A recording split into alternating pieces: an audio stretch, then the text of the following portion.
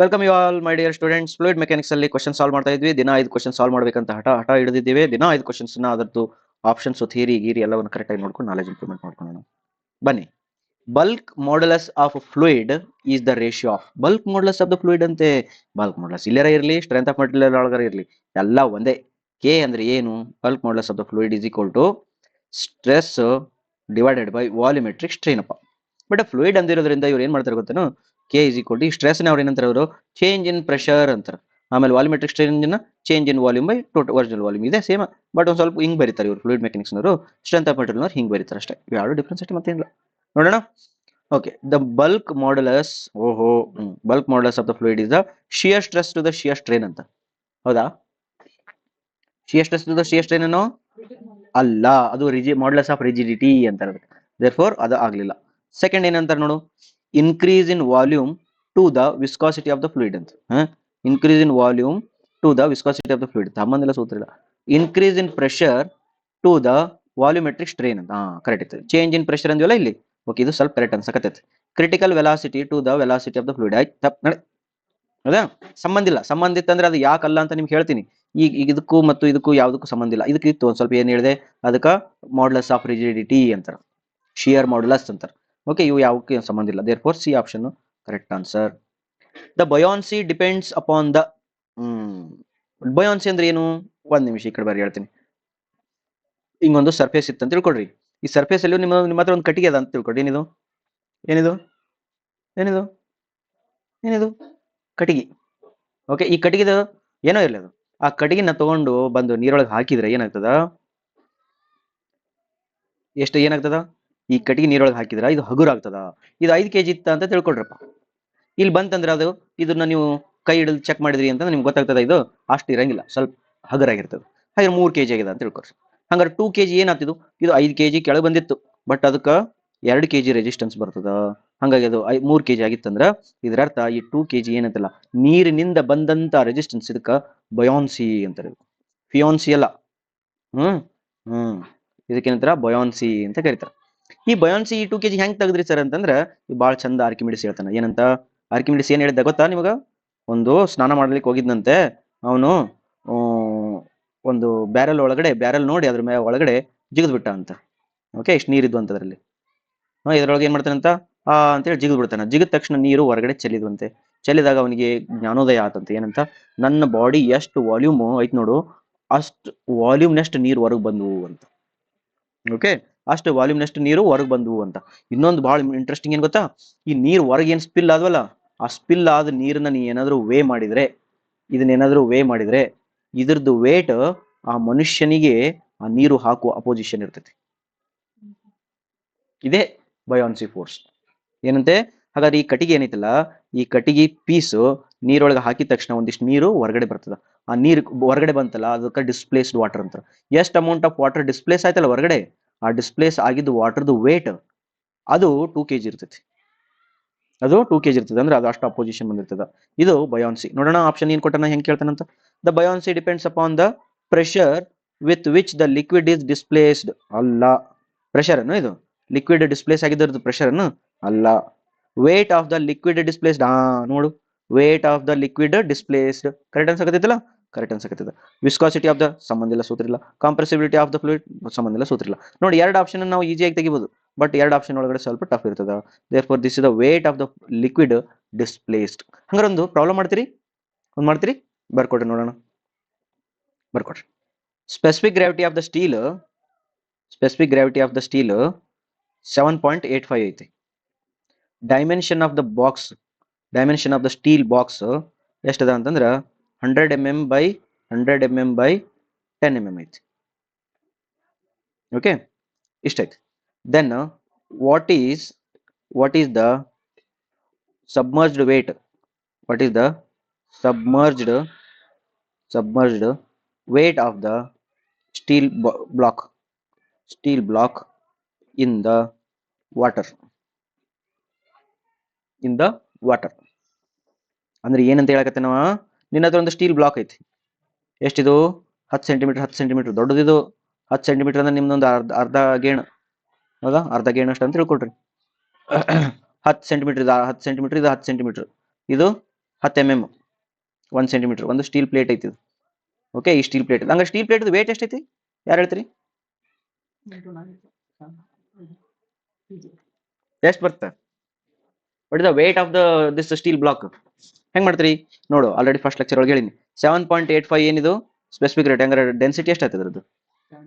7850 unit kg per metre cube. ಹಂಗಾದ್ರೆ density equal to mass by volume ಅಂತ ಅನ್ಕೊಂಡ್ರ, density equal to mass by volume ಅಂತಂದ್ರೆ density 7850 ಐತಿ into mass equal to mass ಎಷ್ಟೈತಿ ಗೊತ್ತಿಲ್ಲ, volume ಎಷ್ಟೈತಿ 0.1 metre into 0.1 metre into 0.01 metre.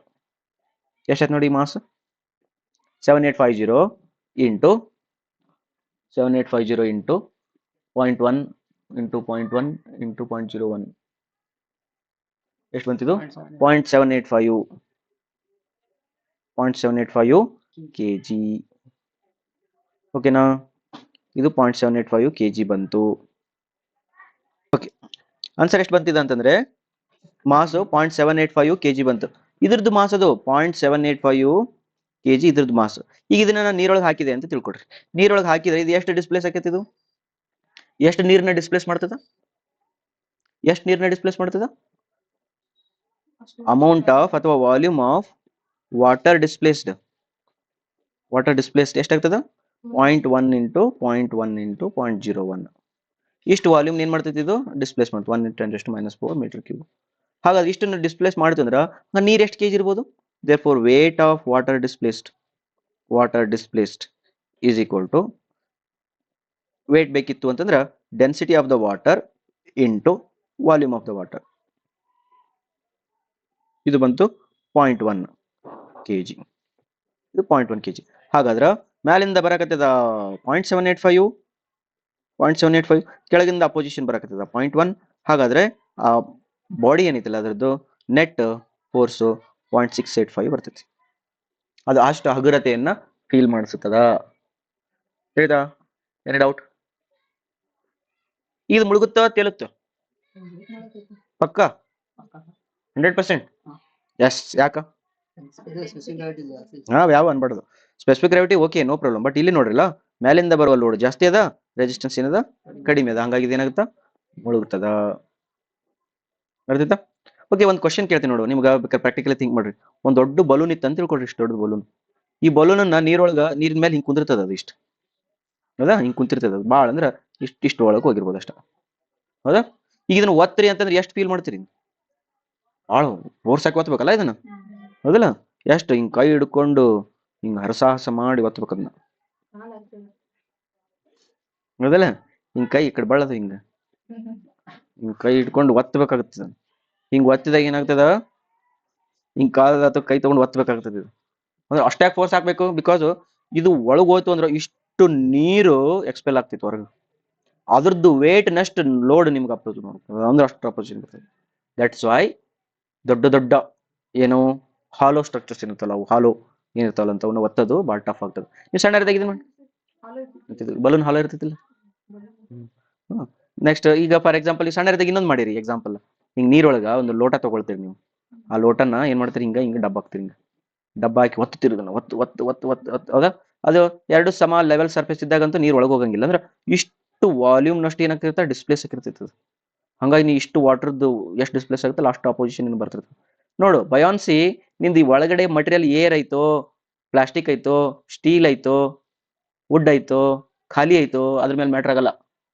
ಅದು water ಎಷ್ಟು ಡಿಸ್ಪ್ಲೇಸ್ ಮಾಡ್ತದ ಮಟೀರಿಯಲ್ ಅಷ್ಟು ಅಪೋಸಿಷನ್ ಕೊಡ್ತದೆ. ಹೇಳ್ದಾ? This is what the buoyancy. ಹೋಗೋಣ ಕ್ವಶನ್ ನೋಡಿ, ಏನೈತಿ ಮಾಡಿದಲ್ಲ ಇದು question. Okay, manometer is a devised used for measuring. Manometer ಎದಕ್ಕೆ ಯೂಸ್ ಮಾಡ್ತಾರ? ಪ್ರೆಷರ್ಗೆ, ವೆಲಾಸಿಟಿಗನು ಅಲ್ಲ, ಡೆನ್ಸಿಟಿಗನು ಅಲ್ಲ, ಡಿಸ್ಚಾರ್ಜ್ಗನು ಅಲ್ಲ. ಓಕೆ, ಅದು ಪ್ರೆಷರ್ ಯೂಸ್ ಮಾಡ್ತಾರೆ. Next capillarity is due to. Capillarity ಎದಕ್ಕೆ ಆಗ್ತದಪ್ಪ ನೋಡು, ಕೆಪಿಲಾರಿಟಿ ಎದಕ್ಕೆ ಆಗ್ತದೆ ಅಂತ ಹೇಳ್ತೀನಿ. ಫಸ್ಟ್ ಹಿಂಗ ಒಂದು ನೀರು ಇದೇನದು ಕಂಟೈನರ್ ಅದ, ಇದ್ರೊಳಗಡೆ ನೀವೊಂದು ಪೈಪ್ ಇನ್ಸರ್ಟ್ ಮಾಡ್ತಿ. ಓಕೆ, ಏನು ಹಿಂಗೊಂದು ಪೈಪ್ ಇನ್ಸರ್ಟ್ ಮಾಡ್ತಿ. ಈ ಪೈಪ್ ಒಳಗಡೆ ನೀರು ಏನಾಗ್ತದಂತೆ ಮ್ಯಾಲೆ ಹೋಗಕ್ ಶುರು. ಮ್ಯಾಲೆ ಯಾಕೆ ಹೋಗ್ತದ ನೀರು?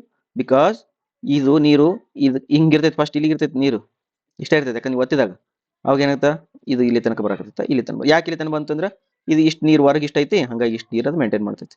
ಬಟ್ ಇಷ್ಟ ಆದ್ರೂ ಮ್ಯಾಲೆ ಯಾಕೆ ಹೋಗ್ತೈತೆ ಮತ್ತೆ ಇದು ಅಂಟ್ಕೊಂತೈತಿ, ಇದು ಅಂಟ್ಕೊಂತೈತಿ, ಇಲ್ಲಿ ಅಂಟ್ಕೊಂತದ ಹಿಂಗ್ ಮ್ಯಾಲೆ ಹೋಗ್ತದೆ.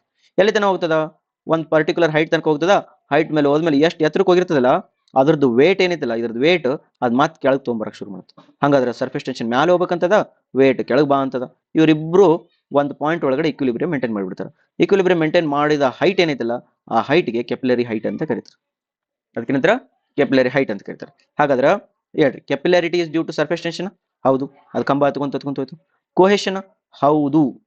ಓಕೆನಾ, ಇದು ಕೊಹೆಷನ್ಗೂ ಕೂಡ ಆಗ್ತದ. ಕರೆಕ್ಟ್. ವಿಸ್ಕಾಸಿಟಿ ಏನು? ಇಲ್ಲ, ವಿಸ್ಕಾಸಿಟಿ ಮೂವಿಂಗ್ ಫ್ಲೂಯಿಡ್ ಒಳಗೆ ಬರ್ತದೆ. ಫ್ಲೂಯಿಡ್ ಮೂವ್ ಆಗ್ತಿತ್ತು ಅಂದ್ರೆ ಮಾತ್ರ ವಿಸ್ಕಾಸಿಟಿ ಬರಕ್ ಶುರು ಆಗ್ತದ. ಅದ್ರ ಸಲುವಾಗಿ ಇದು ನಮಗೆ ಬೇಡ. Weight density of the liquid? ಹೌದು, weight density of the liquid correct ಅದ. ಓಕೆ, ಇಲ್ಲಿ ನೋಡ್ರಿ, capillarity is due to surface tension, cohesion, ಆಮೇಲೆ ವಿಸ್ಕಾಸಿಟಿ ಮತ್ತು weight density of the liquid. ಯಾವ ತಗೊಳ್ಳೋಣ? 1, 2 and 4. ಯಾವ ಆಪ್ಷನ್?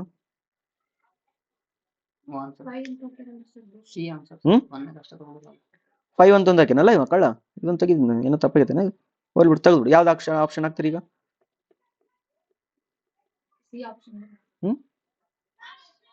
ಸಿ ಆಪ್ಷನ್ ಬರ್ತಾ? ಯಾಕ? ವಿಸ್ಕಾಸಿಟಿ ನಂತರ ನಾವು ಹೆಂಗಾರ ಮಾಡಿ ಎನಿ ಕಂಡೀಷನ್ ತೆಗೆದು ಒಗೆಯಬೇಕು. ವಿಸ್ಕಾಸಿಟಿ ಏನ್ ಮಾಡ್ಬೇಕು? ಎನಿ ಕಂಡೀಷನ್ ತೆಗೆದು ಒಗಿಬೇಕು. ತೆಗೆದು ಹೋಗದೆ ಅಂತಂದ್ರೆ ನಿಮ್ಗೆ ಇದು ಆಪ್ಷನ್ ಹೋಯ್ತು, ಇದು ಆಪ್ಷನ್ ಹೋಯ್ತು, ಇದು ಆಪ್ಷನ್ ಹೋಯ್ತು, ಇದು ಒಂದೇ ಬೀಳುತ್ತೆ. ಅಂದ್ರೆ ಅವ ಏನ್ ಕೇಳಕತ್ತಾನ? ದಿಸ್ ಅ ಪ್ರೈಮರಿ ರೀಸನ್, ಇದು ಪ್ರೈಮರಿ. ಓಕೆ, ಹಂಗೇನಾದ್ರೂ ಆಪ್ಷನ್ ಕೊಟ್ಟಿದ್ದ ಅಂದ್ರೆ ಇದನ್ನು ತಗೊಳ್ತೀನಿ. ಬೇಡ, ಇದನ್ನ ತಗೊಳೋದು ಬೇಡ, ಈಗ ಗೊತ್ತಾಗ್ತದೆ. ಇದನ್ನ ತಗೊಳೋದು ಬೇಡ, ಕ್ವೆಶನ್ ತಗೊಳೋದು ಬೇಡ, ಇವೆಲ್ಲ secondary reasons. But primary reason ಏನು? ಕೆಪಿಲರಿ ರೈಸ್ ಎದಕ್ಕೆ ಆಗ್ತದೆ ಅಂದ್ರೆ ಸರ್ಫೇಸ್ ಟೆನ್ಷನ್. ಅದು ಅಂಟ್ಕೊಂತ ಹೋಗ್ತದೆ, ಅದಕ್ಕೆ ಹೋಗ್ತದೆ. ಆಮೇಲೆ ಇಕ್ವಿಲಿಬ್ರಿಯಂ ವೇಟ್ ಸಲ ಆಗ್ತದೆ, ಕ್ವೆಶನ್ಸ್ ಆಗ್ತದೆ. ದೇರ್ಫೋರ್ ಒಂದ ಕರೆಕ್ಟ್ ಆನ್ಸರ್ ಆಗ್ತದೆ ಸರ್ಫೇಸ್ ಟೆನ್ಷನ್. ಬಟ್ ನಿಮ್ ಇಕ್ವೇಶನ್ ನೋಡಿದ್ರಿ ಅಂದ್ರೆ ಕೆಪಿಲರಿ ರೈಸ್ ಒಳಗಡೆ 4 sigma cos alpha divided by rho g d ಏನೇನದ ನೋಡಿದ್ರೊಳಗ? ಇದ್ರೊಳಗ capillary rise is due to surface tension, contact material, glass ಮತ್ತು water, diameter, gravity and density ಎಲ್ಲ ಬರ್ತಾವ. But this is the governing factor for capillary rise. ಅವನು ಭಾಳ important. ರೈಟಾ? Next, the pressure in terms of metres of oil, specific gravity 0.9, equivalent to 4.5 metre of water ಎಷ್ಟು ಅಂತ ನೋಡ್ಬೇಕೀಗ. ಓಕೆನಾ? The pressure in terms of metre of oil, specific gravity 0.9, equivalent to 4.5 metre of water. Okay, ಅದನ್ನೇ ಹೇಳ್ತಾರೆ ಅವ್ರು. ಅಂದ್ರೆ rho g h equal to rho g h ಅಂತ ಬರೀ. ಇದನ್ನ ಆಯಿಲ್ ಇದು ಬರ್ಕೋ, ಇದನ್ನ ವಾಟರ್ದು ಬರ್ಕೋ. ಓಕೆನಾ? ಹಂಗಾರ ಆಯಿಲ್ ಎಷ್ಟೈತಿ? ರೋ 900 ಆಗ್ತೈತಿ. 0.9 ಕೊಟ್ಟನಿಲ್ಲ ಅಲ್ಲ, 900 ಆಗೈತಿ. ಆ ಒಂದು ಜಿ ಕ್ಯಾನ್ಸಲ್ ಮಾಡಿಬಿಡ್ಬೇಕ್ರಿ ಇಲ್ಲಿ. ಅವಾಗ 900 ಇಂಟು ಆಯಿಲ್ದ height is equal to 1000 into ವಾಟರ್ದ ಹೈಟ್. ಹಂಗಾರ ಆಯಿಲ್ದ ಹೈಟ್ ಕಂಡಿಡಿ. ಎಷ್ಟು ಬಂತು ನೋಡು, ಮಾಡು. 5 ಅಂತ ಆಯ್ತಾ ಆನ್ಸರ್? ಮುಗಿಯಿತು. Thank you very much. ಇಲ್ಲಿವರೆಗೆ ನೋಡ್ಕೊಂಡ್ವಿ. 5 ಕ್ವಶನ್ಸ್ ನಾನು ಪ್ರಾಕ್ಟೀಸ್ ಮಾಡಬೇಕು ಡೈಲಿ ಅಂತ ಹೇಳಿ ಒಂದು ಪಣ ತೊಟ್ಟಿದ್ದೇವೆ. ದಿನಾಲು ಒಂದೊಂದು 5 ಕ್ವಶನ್ ಸಾಲ್ವ್ ಮಾಡೋಣ, ನಾಲೆಜ್ ಇಂಪ್ರೂವ್ಮೆಂಟ್ ಮಾಡ್ಕೊಳ್ಳೋಣ. Thank you very much.